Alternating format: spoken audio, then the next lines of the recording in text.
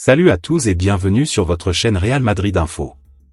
Voici une toute nouvelle vidéo dans laquelle nous allons parler de les dernières infos du Real Madrid. Voici les grands points nous allons développer. Premièrement, Real Madrid-Chelsea, un échange entre deux monstres à 100 millions. Ensuite, Alphonso Davies, feuilleton officiellement terminé. Et, Kylian Mbappé, inquiétude à l'étranger à cause des menaces. Et d'autres infos du Real Madrid. Je vous explique tous dans quelques secondes. Donc, restez juste qu'à la fin de la vidéo pour ne rien manquer.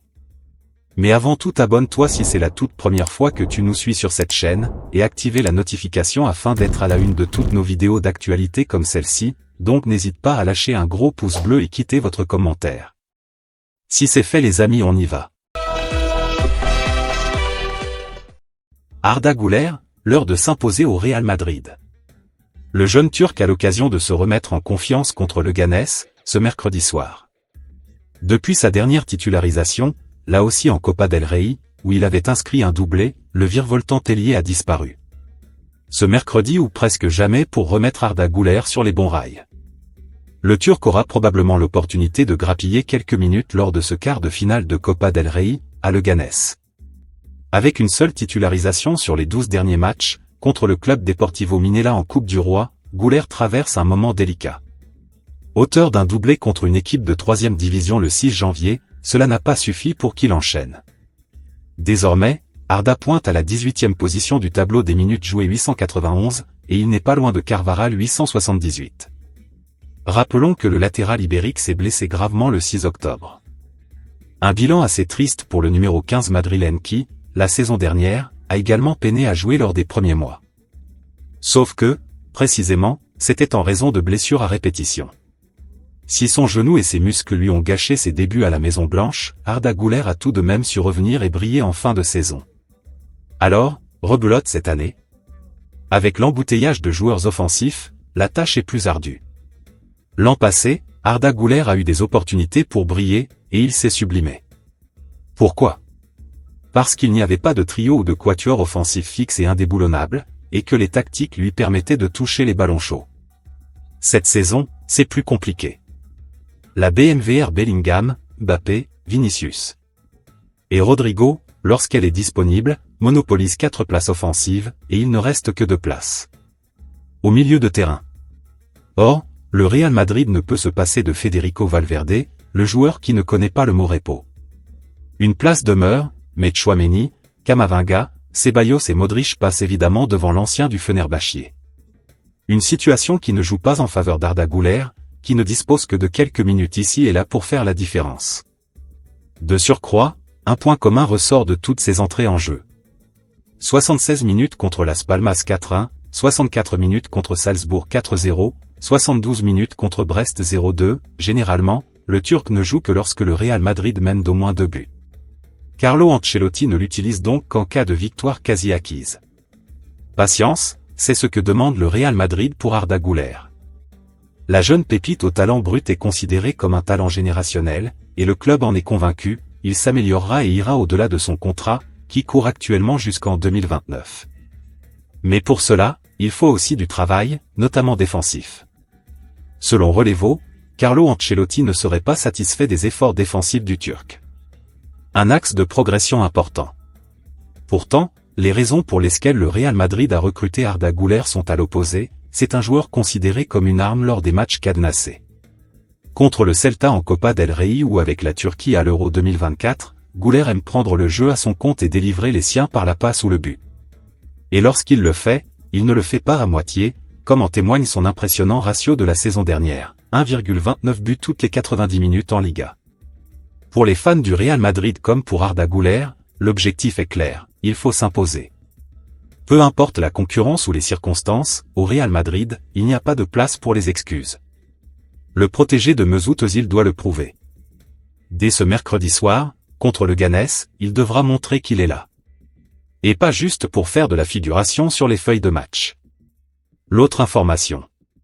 Jacobo Ramón vit peut-être une semaine charnière dans son étape au Real Madrid.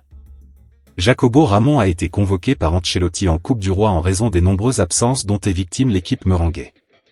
De bonnes performances pourraient lui ouvrir définitivement les portes de l'équipe fanion.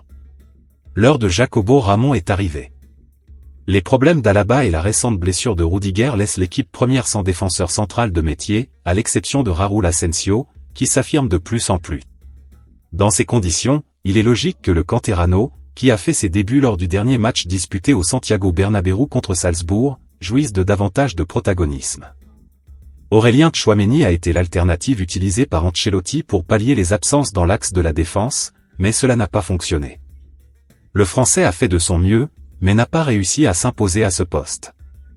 Raúl Asensio est assuré d'être titulaire lors des prochains matchs. Le défenseur central peut d'ores et déjà être considéré comme un joueur de plus au sein de l'équipe et il a montré qu'il était capable d'endosser le rôle de titulaire. D'après Marca, ces circonstances pourraient conduire Ancelotti à titulariser Jacobo Ramón à ses côtés lors du derby, ce samedi. Les deux coéquipiers ont déjà joué ensemble au Castilla, mais face à l'Atlético de Madrid, ce sera un tout autre défi. Le canterano devrait jouer quelques minutes contre le Leganés en Copa, ce mercredi, auquel il faut ajouter la semaine d'entraînement. S'il réussit cet examen avec brio, il devrait être associé à Asensio en charnière centrale contre l'Atlético de Madrid, formant un duo totalement inédit et très inexpérimenté. Ses performances lors de ces deux rencontres pourraient lancer sa carrière au Real Madrid. L'autre information. Real Madrid-Chelsea, un échange entre deux monstres à 100 millions. Le Real Madrid semble prêt à renforcer son milieu de terrain et aurait jeté son dévolu sur Enzo Fernandez, cadre de Chelsea et champion du monde avec l'Argentine. Avec la retraite de Toni Kroos, le club madrilène cherche un joueur capable de relier efficacement la défense à l'attaque tout en ajoutant une touche de créativité. Bien que prometteur, Aurélien Tchouaméni n'a pas encore totalement convaincu à ce poste, enchaînant les prestations irrégulières et étant parfois utilisé en défense centrale pour pallier les besoins de l'équipe. Selon The Sun, le Real Madrid prépare une offre pour attirer Enzo Fernandez à Santiago Bernabéu. Arrivé à Chelsea après son sacre en Coupe du Monde 2022, l'Argentin a su briller par sa régularité et son impact au milieu de terrain. Conscient de son potentiel, Carlo Ancelotti est persuadé qu'il serait une recrue idéale pour son système de jeu. Le média britannique évoque même la possibilité d'un échange entre Fernandez et Tchouaméni, une proposition audacieuse qui pourrait séduire les Blues. Alors que les négociations devraient s'ouvrir prochainement, la question demeure, Chelsea, qui avait investi une somme colossale pour acquérir Fernandez, acceptera-t-il de laisser partir l'un de ses piliers ? Affaire à suivre. L'autre information. Alphonso Davies, feuilleton officiellement terminé. Le feuilleton Alphonso Davies a officiellement pris fin aujourd'hui. Le latéral gauche, cible du Real Madrid, a prolongé son contrat avec le Bayern Munich jusqu'en 2030. Le Canadien pouvait décider de son avenir cette année. Lié au Bayern jusqu'en juin 2025, il était libre de négocier avec l'équipe de son choix depuis le 1er janvier. Le Real Madrid était très intéressé et les rejets répétés du Canadien aux offres bavaroises laissaient un temps penser qu'il souhaitait porter le maillot blanc. Mais il y a 2 semaines environ, le club madrilène a compris que le joueur n'envisageait pas un départ et a laissé tomber l'affaire. Le Real n'y croyait plus après avoir traversé une période d'optimisme dans le dossier, car des sources en Allemagne ont formellement annoncé ce qui vient justement de se passer. Alphonso a prolongé son contrat avec les Bavarois pour 5 prochaines saisons, jusqu'en 2030. Une augmentation de salaire significative sera évidemment incluse dans le nouveau contrat du défenseur. Alphonso Davies, 24 ans, dispute actuellement sa 7e saison en Allemagne. Il a rejoint le Bayern à l'âge de 18 ans, alors qu'il était encore ailier gauche, mais il a rapidement été converti en latéral. Le Real Madrid voit donc l'une de ses cibles lui échapper pour renforcer le côté gauche de sa défense.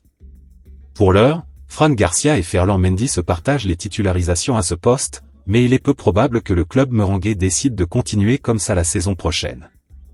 L'option Miguel Gutiérrez est d'ailleurs évaluée en ce sens.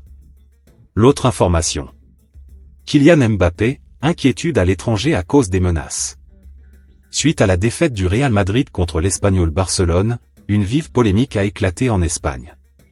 En effet, Carlos Romero se retrouve dans la tourmente suite à un violent tacle sur Kylian Mbappé, qui n'a toutefois pas été sanctionné d'un carton rouge. De quoi visiblement valoir aux joueurs catalans de nombreuses menaces.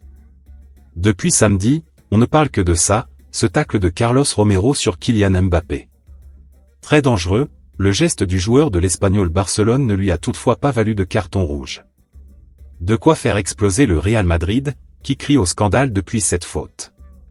De son côté, Romero avait tenu à présenter ses excuses, expliquant notamment « Je savais qu'il était impossible d'arrêter Kylian dans la course, je l'ai arrêté du mieux que j'ai pu, c'était un peu moche, je n'ai pas aimé et je me suis excusé, ça reste là et c'est tout. » Malgré ses excuses, Carlos Romero n'a visiblement pas pardonné pour son geste sur Kylian Mbappé. Bien au contraire. En effet, selon AS, Mao Yu, CEO de l'Espanyol Barcelone, a révélé que son joueur recevait des menaces. Ce qui me préoccupe, ce sont les menaces reçues par notre joueur, Carlos Romero. Nous fournirons toute la défense aux joueurs, du département de la sécurité et celui de la communication. À propos de cette affaire autour de Carlos Romero, Roberto Fernandes, joueur de l'Espanyol Barcelone, a ensuite fait savoir « Carlos est très calme. D'après ce que je sais de lui, il ne s'implique pas dans ses problèmes et se concentre sur ce qu'il a à faire, c'est-à-dire la visite à la Real Sociedad. » C'est donc une nouvelle situation impliquant Kylian Mbappé qui fait largement parler.